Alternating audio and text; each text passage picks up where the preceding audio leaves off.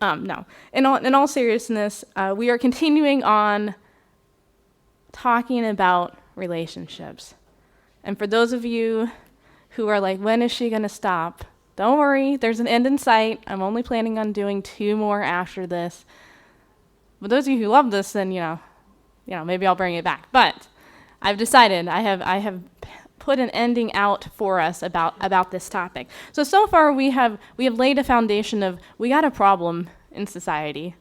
And we named that problem, we named it, and we said, the problem is lust. The problem is we're always desiring something more, someone more than what we can have.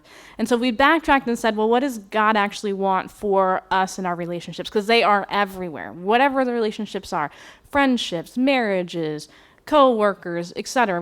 Relationships are everywhere. Relationships are even in, think about this for a moment, when you go to buy products at the store, you may not have like a relationship like, I know the person of this company, but in your mind, when you're going to shop for things, you've kind of built this relationship with, do I trust this brand? Do I like this whatever? It's everywhere. So today we're going to be talking about the next step.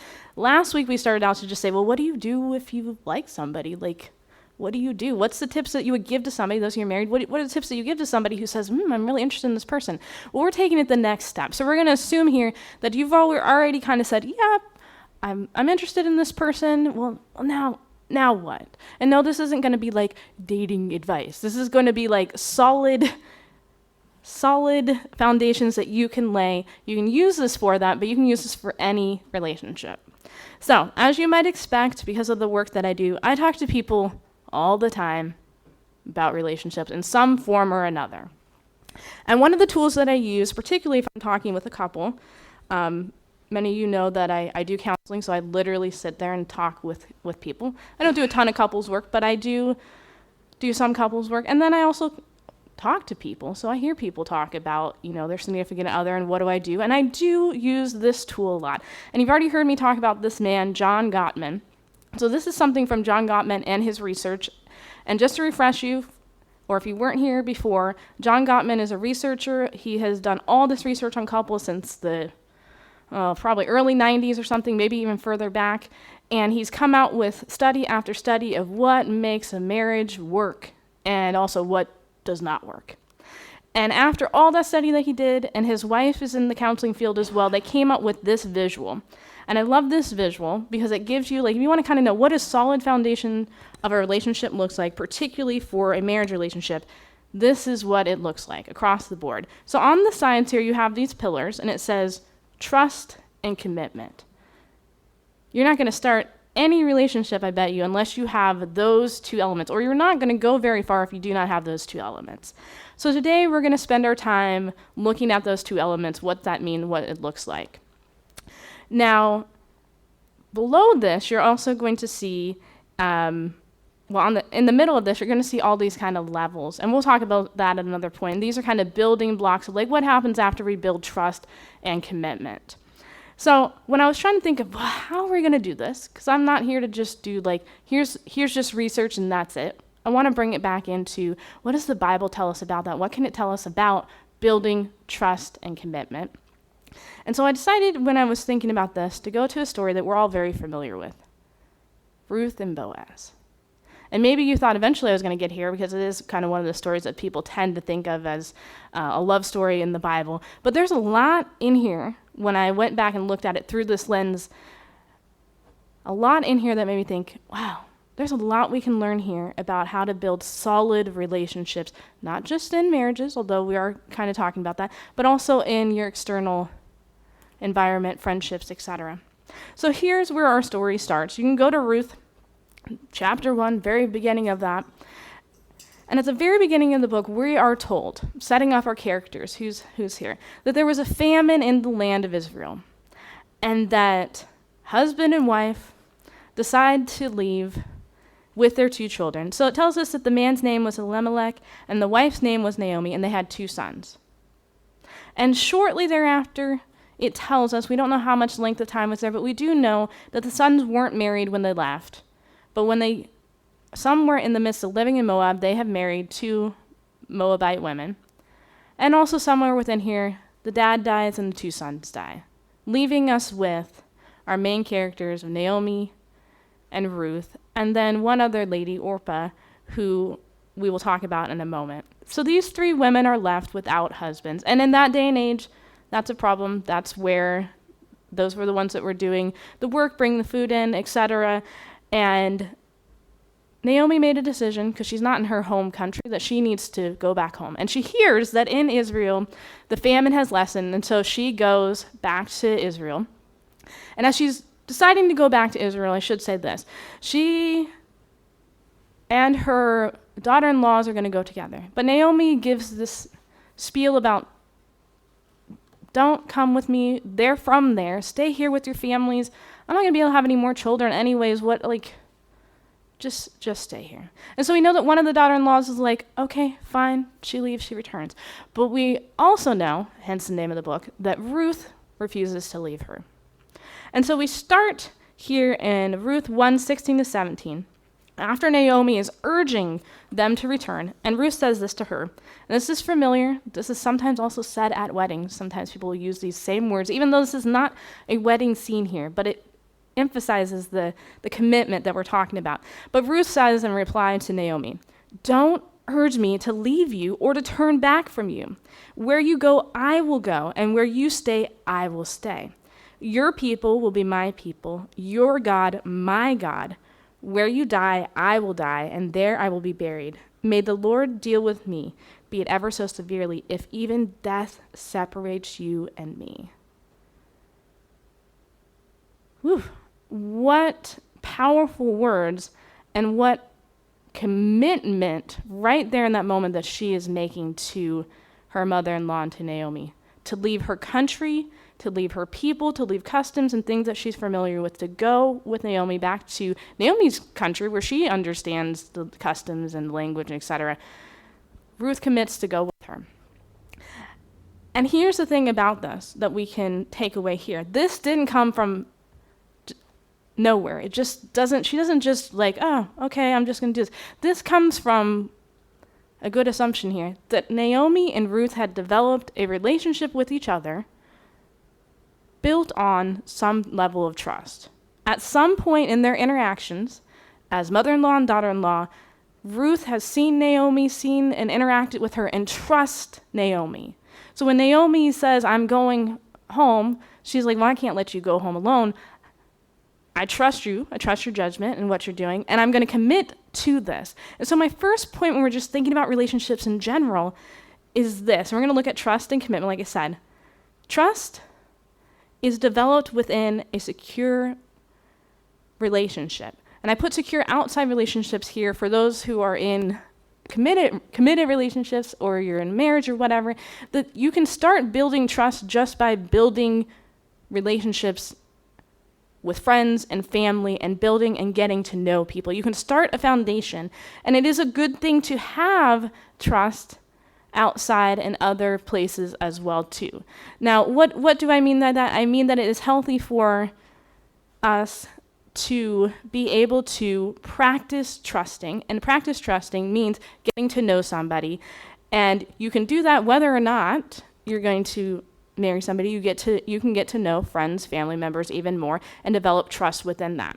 Also too, as we saw with Ruth and Naomi, we can practice with smaller commitments. Now, Ruth, you look at that and go, she's making a big commitment, but look within there, she's promising several little things. If we go back to what she just said to her, she says, I'm committing to go with you. I'm paraphrasing for a second, right? I'm not only committing to go with you, I'm not just taking you there and leaving you and dropping you off. You made it safely and going home. I'm going to stay with you. I'm going to take your people, your God, and where you die, I will die. In other words, I'm going to stay in that area. I'm going to stay with your people. So she makes a series of these smaller commitments. And I think that's important too. If you're somebody who's looking to develop your relationships, practice committing to things. And I do mean this. In other words, if you say you're going to go to something, show up, be there, commit to that. If you're working a job and you're committed to that job, I'm not saying you have to stay in a job forever, but when you're saying I'm going to do the job, be there, show up, commit to doing that job. All of those things translate into skills for your later relationships. So this is a foundation you can practice regardless of whether you're in any relationship. any intimate relationship. You can practice this at any point, committing to the smaller things around you. Now, we see when they get to Israel, this is Ruth 2, that they arrive and Naomi tells everybody, don't call me Naomi. She says, call me Mara, means bitter. I've been through a bitter trial. So we know that Naomi's mind frame is ugh, really, at this point. She's lost husband, 2 sons. She's got her and a daughter-in-law. It's not looking really, really great, but here they are. They made it back. They made it back into her homeland. And so Ruth does, which is what is very common there. She's a hard worker. We're seeing this as we go, right? She committed to her mother-in-law. She's a hard worker. They got to eat. They don't have land at this point necessarily, or at least they're not there at a time where they can plant and do that. So she goes out and does what the Bible says that anybody who's in these dire straits can go do. You can go out into these lands around where the people are farming, and the farmers are told, when you're harvesting, don't pick up every little piece. Let the poor, the widows, etc., come behind you and pick up what they want. So she goes out, no problem, goes out, and she starts working, and she ends up in the field of a man named Boaz. And Boaz sees her as she's out there, and he asked the following. This is in Ruth 2, 5-7. So Boaz asked the overseer of his harvesters, who does that young woman belong to? And the overseer replied, she is the Moabite who came back from Moab with Naomi. She said, please let me glean and gather among the sheaves behind the harvesters. She came into the field and has remained here from morning till now, except for a short rest in the shelter. So notice how she's being described. As Boaz kind of watching, notices this is an unfamiliar face. This isn't a giant town. This is like somebody new coming into Wrangell, and you're like, oh yeah, you don't look familiar, so you're probably not from here. We all kind of, from small towns, kind of have that. And he kind of sees, he goes, who's that? And notice the story that the overseer tells him. He says, oh, that's the one. In other words, we've started to hear this rumor. This is that woman that everyone's talking about that came back with Naomi. And you know that would have been big news. Naomi's come back, and she's come back with this foreign woman with her.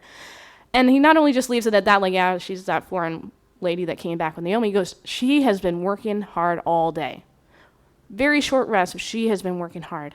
And he knows, right, what is this implying? Who's she working hard for? She's working hard for her mother-in-law. She's not just out there because she needs food. Yeah, she does need food, but she's working hard because she needs food for both of them.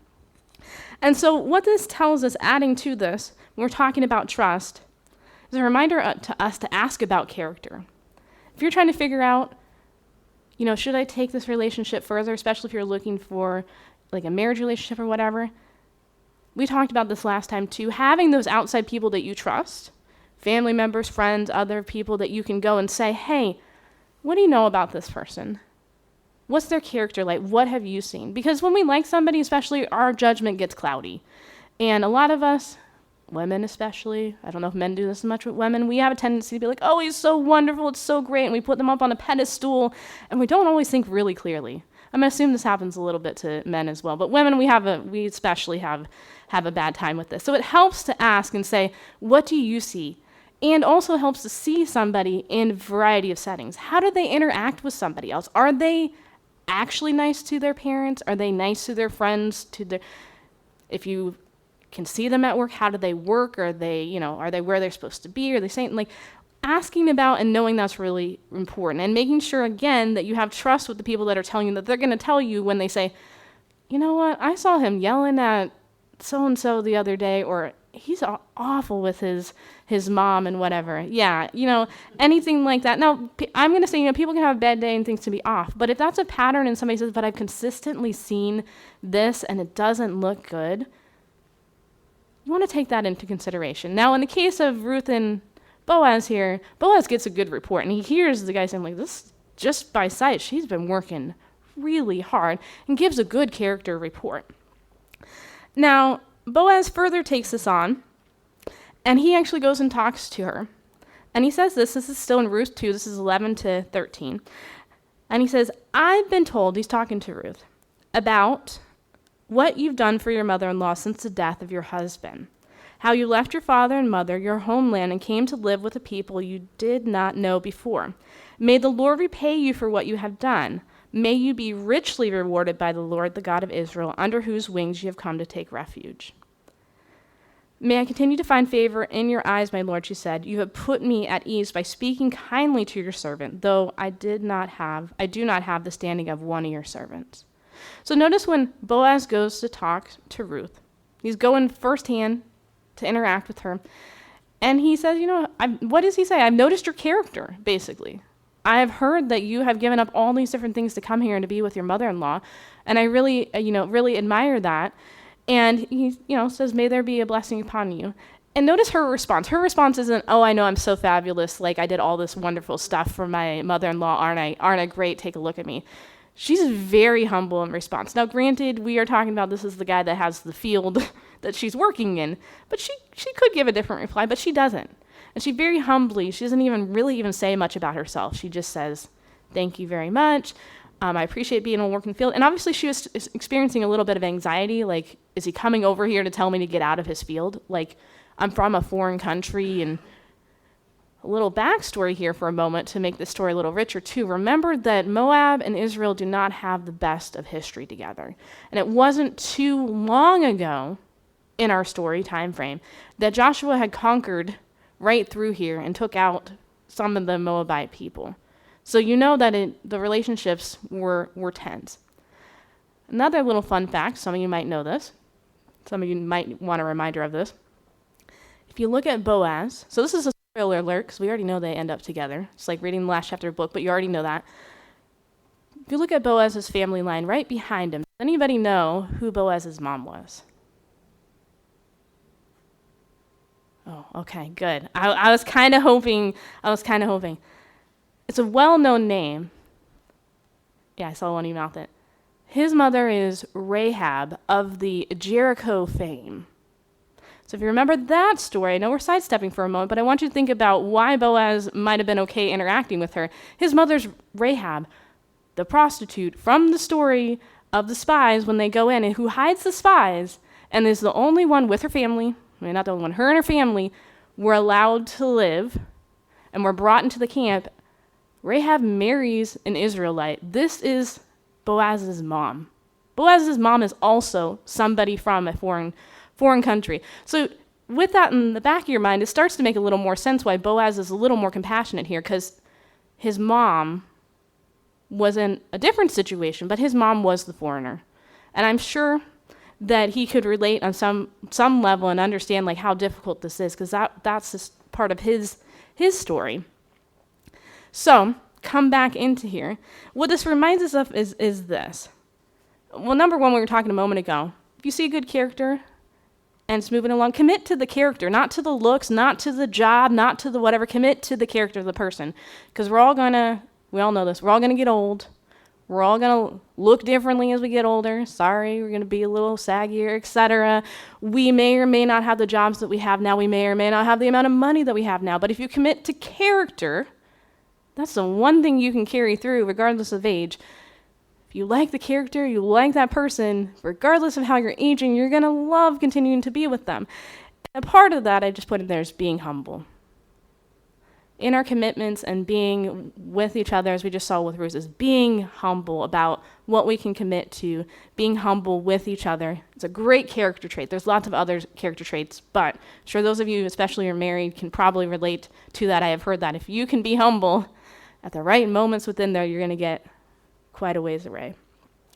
Now, continuing on in our story. So at this point, Ruth and Boaz have met. We know that Ruth has an outstanding character. A foreigner who has an outstanding character with the Israelite people are seeing this. That's a big deal. Because they could totally have made up rumors or any other things about her, but they're like, this woman has a lot of character going on for her. So Naomi, when Ruth comes back and brings all the news, as a good mother-in-law tends to do, she gets excited and she gets an idea in her head. What's the name of this field that you were at? Boaz. I know that. Hey, and I don't know any of you, but my grandma was the best at trying to put all the pieces together of who belonged to who. I don't know how my grandma. I don't have the mind for that. My sister does. But this would be my grandma. Okay, you came in and said, I saw. Oh, well, who's their mom? Who's their dad? Who do they belong to? Ding, ding, ding, ding, ding. So Naomi does all this in her head, and she goes, oh, this guy's one of our kinsmen redeemer. I don't know if Ruth even knew what that meant. It doesn't say that she questions that. I don't know if Ruth was like, a what? But obviously a close relative of some kind. So she hatches a plan. And this is where the trust part comes back in. So she hatches this plan. She says, okay, so at a certain point, there's this harvesting that they're going to be doing. They're going to be at the end of, I think it was barley harvest. And here's what I'm going to have you do, Ruth. So she gives her this plan. She said, you're going to go to this festival, but you got to go at night, and you've got to go after he falls asleep, and you got to lay on his feet. Okay. I don't know, because it doesn't really tell us if Ruth was questioning this. But it does tell us what she says, though. This is Ruth 3:5-6. She says, I will do everything you say, Ruth answered. So she went down to the threshing floor and did everything her mother-in-law told her to do. Trust. That is a level of trust. I don't know if anybody today would tell me to go do that in a similar situation, if I would be like, yeah, I'm going to go do that. Nope. But there was a level of trust that they had. And here's the other thing. There was a level of risk involved with Ruth doing this. Trust and commitment, and especially trust, doesn't come without some level of risk. At some point, you've got to step over that line to increase that level of trust with somebody, and that involves a little bit of risk. And I think a lot of us are scared of taking risk. The risk-averse among us, I'm probably queen there. Some of us are more that way. Others of us are jumping straight in, and maybe we should be restrained a little bit more. Okay, we got a spectrum, and maybe some of us are a little more balanced than the rest of us. But there is a level of calculated risk that we have to develop trust with each other. So we know that she goes down, she does what her mother-in-law says, trusting, and this is a risky situation for so many different things, because when she goes and she lays on his feet and he wakes up, he's like, why is there a woman at my feet? Because number one, he's fallen asleep in some kind of field here, and he's just expecting to be surrounded by his field hands. Who is this? And she's laying at his feet. She identifies who she is, and she says the words that Naomi tells her to about, you are our nearest kinsman redeemer. And he actually says, oh, he gets it. Okay. But he goes, wait, I'm actually not first in line here to help you out. But he promises her, I'll figure this out. And he doesn't leave her empty-handed, and also for the sake of her reputation, I'm assuming he's like, you've got to get out of here before sunrise because women aren't supposed to be in here and I don't want anybody to be talking about. Nothing happened, but let's get you out of here. So he gives her all this grain and stuff and sends her back home. So she goes back home, and Naomi says he's not going to rest until this is complete. And what do we see here? We see some action. This is Ruth 4:1. And this is Boaz. So Meanwhile, Boaz went to the town gate and sat down there just as the guardian redeemer he had mentioned came along. Boaz said, come over here, my friend, and sit down. So he went over and sat down. So in those days, going to the town gate is like going to the court, trying to make things official. And so he goes there, and right away, he doesn't wait. He goes first thing that morning. I don't know how much sleep he eventually got, but he gets up there, and he sees the guy. And in the presence of the elders, this is how you did these transactions, lays out this case. And he says, there's this land that is available. And the guy's like, yeah, I'll take it. I want it. Mm-hmm. He goes, oh, but here's the punchline. If you take this land, you've got to take Naomi and Ruth because they're part of the whole deal. Nope, don't want it. The guy's like, oh, I cannot do that. I don't want to risk my own inheritance not doing it. You take it. So in order to make that official, Boaz, you take it, which we know this is what Boaz was working towards. He was trying to set it up for it would fall to him and not to the other guy. They take off their sandals because that's the way they did things at that time. That's what the Bible even says. They take off their sandals, exchange them, and Boaz gets to take it all, if you will. And so the reminder here is this too on commitment. Commitment requires action. Just like trust involves some level of risk, commitment requires action. So at some point in our relationships, and we are in a society that is a little bit afraid to commit, especially to relationships. At some point, you've got to say words like, hey, I really like you. Maybe we should be boyfriend and girlfriend. Hey, we've been going together for a long time. Will you marry me? At some point, you've got to take the next step, the next action into that, which involves a level of risk. But Boaz was right on this, and he took that into account. So as we're bringing this all together and we're looking at trust and commitment, I want us to think about one more piece of the foundation, the most important piece of the foundation here. And that is this. When we're talking about trust and commitment, you want to find a place to practice this. And I know I've been talking about within others, but I want to make sure that I stress this here at the end. We should be practicing trusting and committing to somebody who has already trusted us with things, who is trustworthy, who has already committed to us. And that somebody is Jesus. If you want to look for somebody who's already made the commitment to you and to me and who has shown it by action, you don't have to look any farther than the cross. He committed to you and to me. And you want to look at, how do I build a solid relationship? Work on your relationship with God. Work on that relationship. Work on trusting, work on committing. He's already done both of those things for you. He's already trustworthy. We know he's got the character. We know that he's already committed to us. He has done committed action. And he wants us to take that same when we're learning with him, trusting and committing to him, and taking that out across our relationships horizontally. So I'm going to leave you with this. This is 1 Thessalonians 5:11. And a good reminder to us for this. Therefore, encourage one another and build one another up just as you are doing. Building a firm foundation with God together is going to help us build a firm foundation in all of the relationships that we have.